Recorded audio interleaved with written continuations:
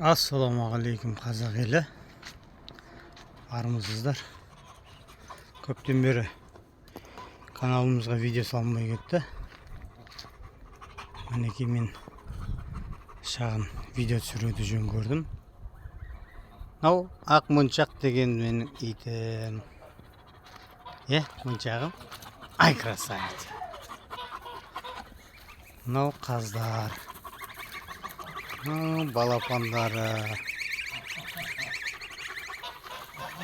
Мінекей біздің көктемде көшіп келгенбіз мына үйді. Аллахтың қалауымен алып, сол көктемнен бері қарай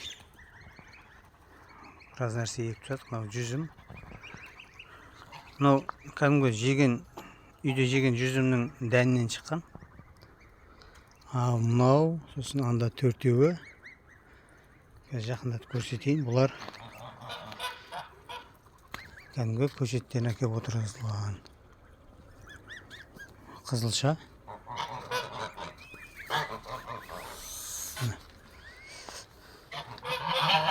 Көшеттен әкеп отырғыздық. Алып тұр, Аллаға шүкір. Әзірге көйлектік. Бұл жерді осының алдындағы видеодан қарасаңыздар, бұл жер деген арам шөп басып жатқан тұғын. Укроп, бір түйір капуста бар екен. Пияз ектік мына жерге.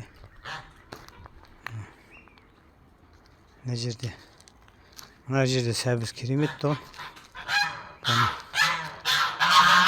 Ана балапандар кішкентай кезде шығара салғам, сөйтсек патырлатып жеп қойған ғой. Мынау бізде клубника альба сортының көшеттері. Кеше ғана отырғызылды. Әлі бүгін тағы отырғызамыз, Құдай қаласа.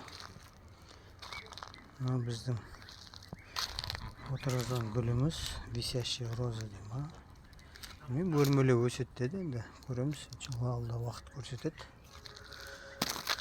Мынау да жүзім. Бұл да жаңағы дәннен шыққан, дәннен шығарып отырғыздық. Мына енді жүгері. Мына жерде жер енді түрі жаман. Май кебір. Ештеме шықпайтын жер екен мынау. Осы жерді біз көршілердің есігін алдын көрсетіп қояйын енді. Дәлел болу үшін.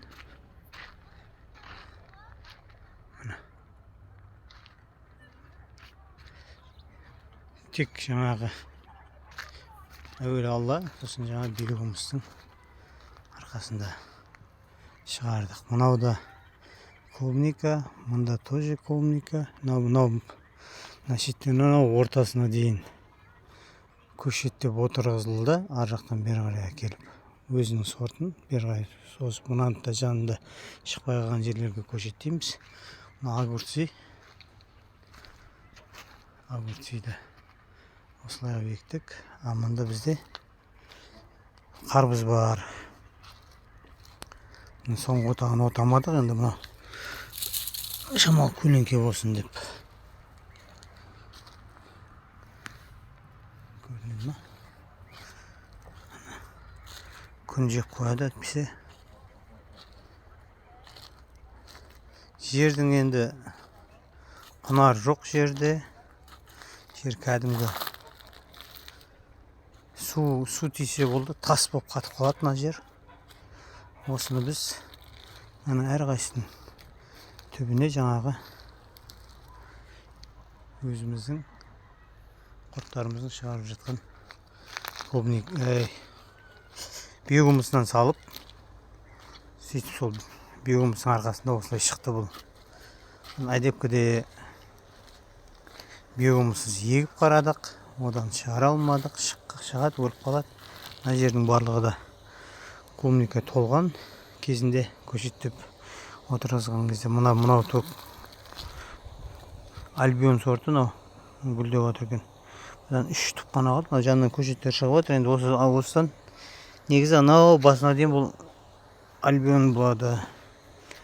Мынау альба, мынау Азия деген сорт. Мынау бұны да өзінің мынау көшеттері арқылы құдай қаласа көшеттерімен ана басына дейін огурцы біткеннен кейін аяғына дейін осыны көшеттеп толтырамыз. Мынау жаңа альба сорты. Бұл көктемде отырғызылған көшет болса да кішкентай түйнек салып сөйтіп жатыр, білмеймін. Мынау хуней деген сорт. Хуней. Бұны да мынандай өзінің көшеттері шығып отыр. Мынандай жантақ. Мына көшеттерді көрдіңіздер ме? Осыларды тамырлатып, мынау чектерін жан-жағына толтырып, бірақ бетіне ғана егілген тон көшет жетпей. Екінші бетіне осыны шахматный қылып егіп шығамыз. Көбейтіп. Мынау көшет тоже. Альбаның несі. Менің бір таңғалған мынау. Альба деген шыққыш болады екен өзі. Ештемеге қарамайды. Бұның да енді біразы өлді. Біраз өліп қалды бұның да. Но бірақ аналарға қарағанда, ана қалған 3 сортқа қарағанда бұл көптеу қалды ғой тірі. Мына стаканчик қойып қойғанбыз, тамырлатып осыны аламыз да тамырымен жан-жағына отырғызамыз. Мынау мұртшаларды,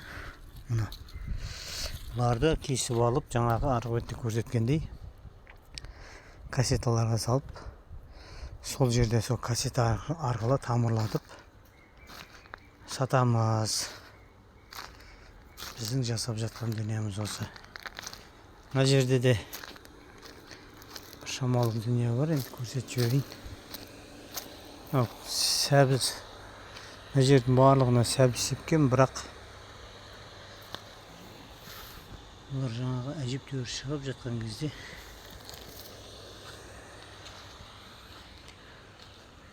бір ошибка, бұл да сәбізді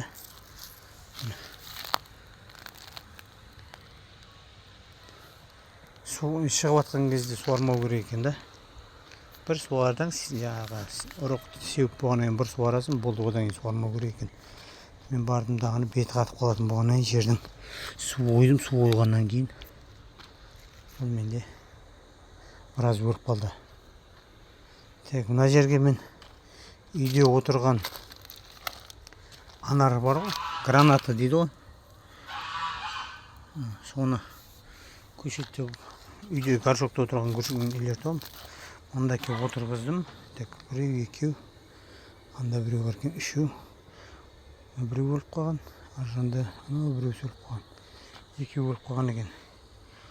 Бесеудің үшеуі тірі қалыпты. Бұл гранат кәдімгі анар ғой. Бұны енді жаңағы қысқа да шыдай береді дегеннен кейін отырғыздық. Анда бізде тоже дәннен шыққан құрмалар, енді оны қысқа шыдамайды, өліп қалады екен. Сосын кейін картошка бізде. Картошка. Бұны да сол ертерек еккенбіз. Помидор. Екеуіне помидор еккенбіз. Тонник, анда насос. Насос арқылы жерден астан су шығып тұр. Қазір көше бет суарып отыр ғой. Мына помидор. Бұл помидорды түйнек енді байлап келіп отыр. Бұл помидорды да бұл жерде шығару оңай болған жоқ. Шығарасың, әжептәуір шығып, мына арасынан әлі жаңағы еккендеріміз кейіннен шыққандар. Жер тастай болып қалады, су тисе болды, жерге тас болып қалады кәдімгі. Содан кейін мүмкін болмай қалады, қысыл болып қала береді. Биогумусты салып, мұнда да әр түптерге ғана салдық. Мыналарға енді кәдімгі осы үшеуіне арқ секілді қазып, қаппен әкеліп, бұл кезде биогумус мол болып тұрған кез, қаппен әкеліп аударып, содан сол жаңағы шығып не алған. Бұнда да енді судан керемет қысылып қалған жағдайлар бар. Енді ана капельный лента менде былтырғыдан қалған. Сол капельный лентаны ауылдан әкеп пайдаланғам. Мобиден алуға ақшаның ыңғайы болған жоқ. Әйте көктемде шығып баратты. Ертелі әйте ілініп қалайық, бірдеңе болса да егіп қалайық деп бала шаға жейтін. Сонымен қолда бар дүниемен екеміз. Келесі жылдар құдай қаласа енді жаңадан капельный лента алып, басқа шағып. Негізі бұл жердің барлығын болашақ клубника аламыз деп отырық. Мынау әшейін жер бос жатпас үшін картошка егіп жейтін тамақ қой деп сөйткенбіз. Сондай, сары шырмауық деген өте жаман нәрсе мұны. Кәдімгідей қалқандарып бұны өлтіріп тастайды. Бұны вовремя алып отырмаса. Осы шеттен ғана шығады сары шырмауықпен. Басқа жағынан шықпайды. Осыларды алып тастау керек. Өте жаман жүріп кәдімгі. Мынандай ақбастар. Осы жерде қамысы бар.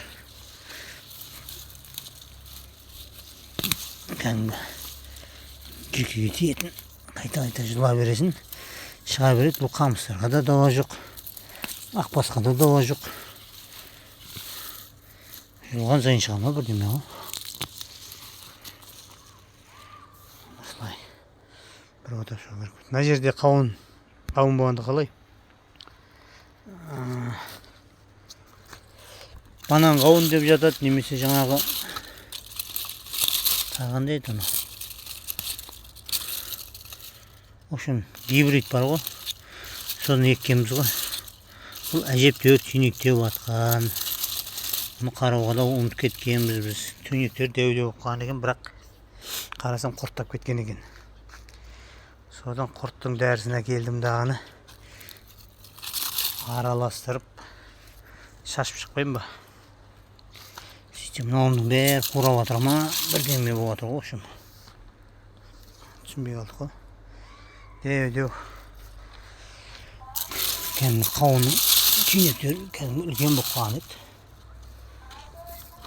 Білмеймін, енді бір бүйігіміз бері жіберіп. Бас жақтан әлі жан бар екен.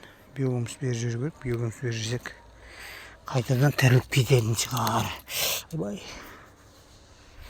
Қамыстың тікендей кіріп кетті ғой. Осы бізде өзгеріс әзірге. Бұйырса көреміз енді бүйігіміздің.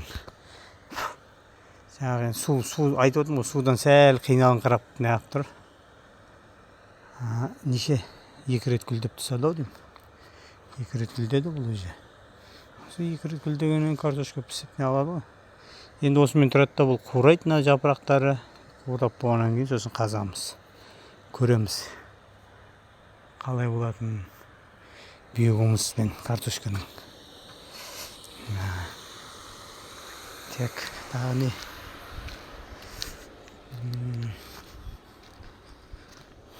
Машина сатылады. 2007 жылғы Chevrolet Lacetti механика. 2016 жылғы Renault Logan коробка автомат тоже сатылады. Мынаның бағасы 2,5 миллион. Мынаның бағасы 4 миллион. Алам дейтін болсаңыздар, хабарласыңыздар. Тек мен суымды ұмытып кеттім ғой. Суымды ұмытып кетіппін ғой. Ар жағына бір қойып жіберу керек бұны. Осылай шлангымен суарылады. Шлангымен су қойылады тағаны. Шлангымен суарып осымен. Мынау жалбыздар, мята. Бұл енді жабайы түрі. Бұл жерге дәннен ектік. Әжептәуір шығып атты, қайттан жоқ болып кетті, түсінбей қалдық. Мынаны бізде анда канал бар, сол каналдың жағасына барып қосақ, сол жерде өсіп берген. Содан көктемде ғой әкеліп отырғызған. Алып тұр ғой шүкір. Керемет болып жайқалып. Күн бір жақсы жерсің. Шайға салып ішсең керемет болады да дәмі. Миятаның.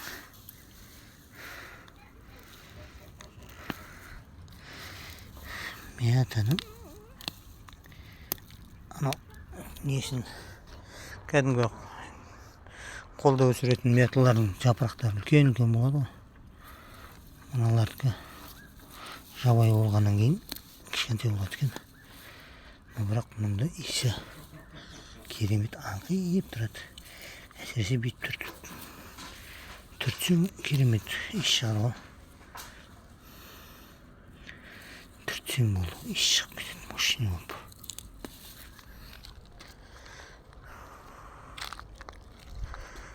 Осы біздің пока жасап жатқан дүниеміз. Келешекте ана ауылға салған теплицамыз ұшып кеткеннен кейін теплицадан бет қайтып қалған. Енді мына жерде бұл жерде енді ошибка өзімізден де болды. Біраз ақшаның да дұрыс несі болмағандықтан ойдағыдай қылып жасай алмадық. Қолымыздан келгенше жасағанбыз. Енді осы жерде мынау Құдай қаласа ана жүгерінің бойы теплицаның бір шеті болады. Мына жерден былайынан тоже жабылады. Арғы жағы екінші стенасы. Анау тойник тұрған жерден былай қарап кетсе, Г-образный теплица жасасақ, сосын ішін полка алып, мынандай үш қатар болатын секілді полка. Біреу, екеу, үшеу болады. Әрқайсысы 5 қатардан ғой сонда. Сондай алып істесек, сол теплицаның ішінде клубниканы өсірсек деген арманымыз бар. Алла Тағала сол арманымызға жетуді нәсіп етсін. Иншалла. Тек жақсылықта, аманшылықта өмір сүрейік. Әр қазақ бай болсын. Ассаламу алейкум.